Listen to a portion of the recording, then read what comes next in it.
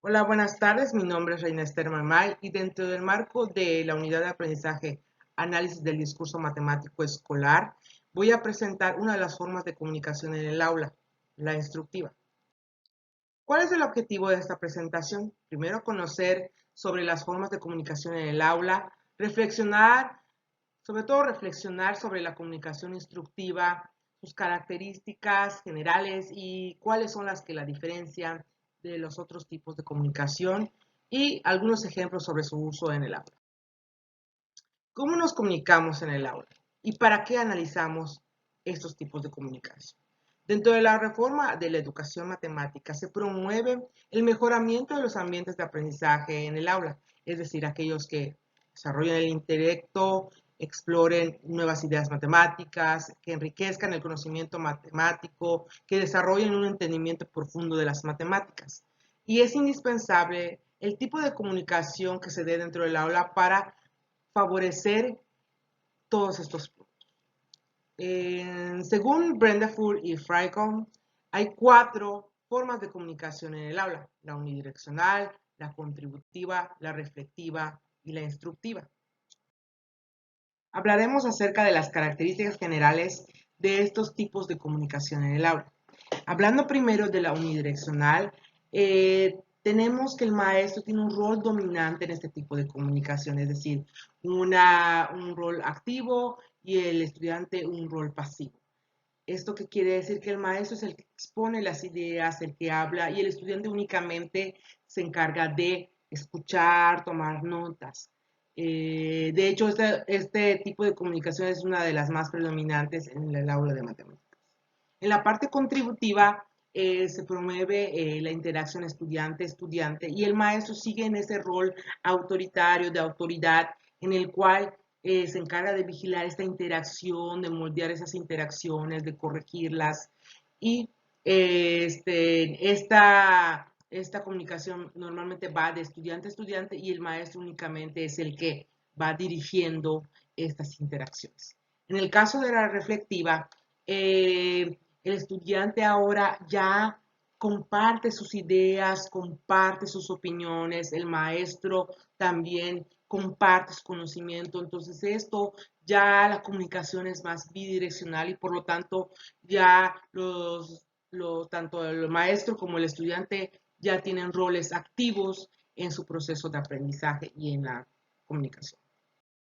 Pero ¿qué diferencia tiene este tipo de comunicación con las otras tres? ¿Cuáles son sus características generales? Primero que nada, sí hay una interacción entre el maestro y los estudiantes. Sí interactúan muy parecido en el caso de la comunicación de tipo reflexiva, pero en este caso, en la instructiva, las ideas y las conjeturas de los alumnos provocan un cambio en el discurso matemático en las instrucciones subsecuentes en el aula. Y para tener un poquito más claro este concepto, vamos a ver un ejemplo más adelante, pero podemos ver aquí en el diagrama que hay esta comunicación entre maestro y estudiante, pero además estas ideas del estudiante y el maestro provocan un cambio, provocan una nueva forma de llevar el discurso durante la clase. Para ejemplificar este tipo de comunicación instructiva, vamos a hablar acerca de una situación que se da en el aula, en la materia de geometría analítica en el tercer semestre de bachillerato.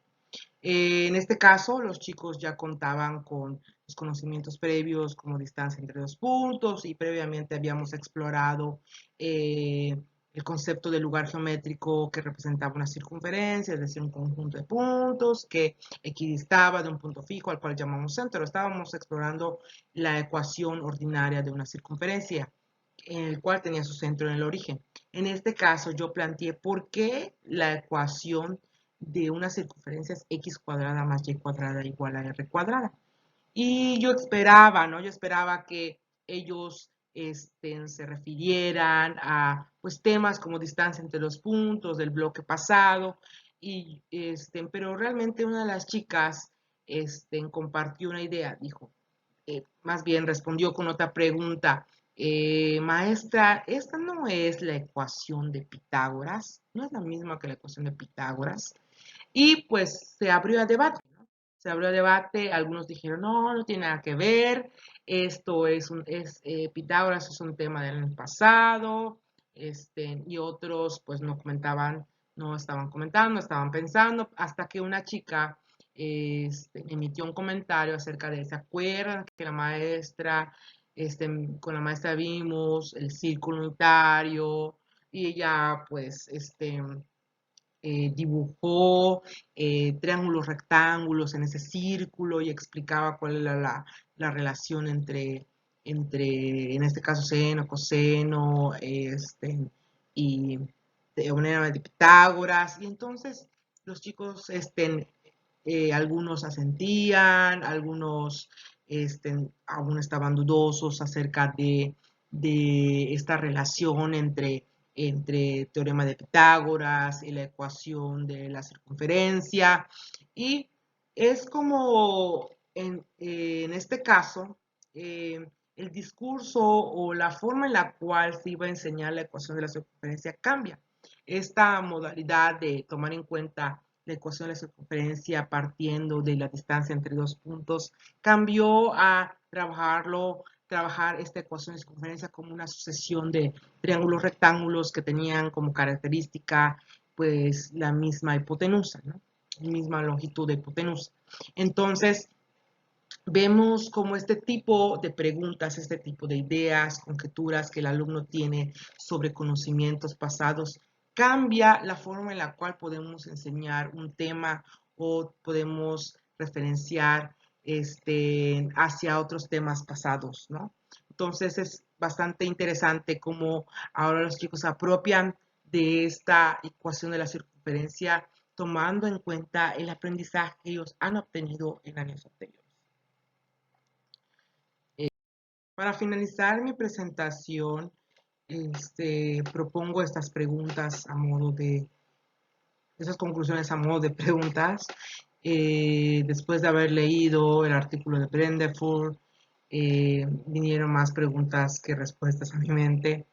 Y alguna de ellas es, ¿realmente es necesario hacer un cambio en la comunicación en el aula? O sea, obviamente los tipos de comunicación previamente son la unidireccional y la contributiva, es realmente necesario. Realmente el tipo de comunicación reflexiva, instructiva, genera un enriquecimiento del conocimiento matemático, cómo lo podemos medir, cuándo es apropiado utilizar ciertos tipos de comunicación, es necesario eliminar alguna dentro de la práctica, dentro del aula, como por ejemplo la unidireccional, o será necesario utilizar ese tipo de comunicación en algunos temas, para desarrollar algunos temas.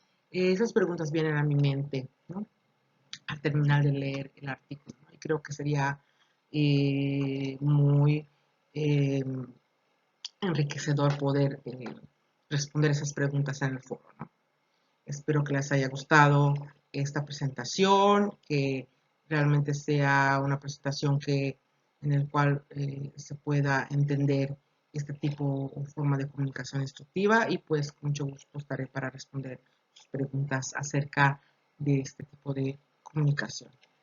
Hasta luego y muchas gracias. Y acá también dejo las referencias utilizadas para la realización de esta presentación. Gracias.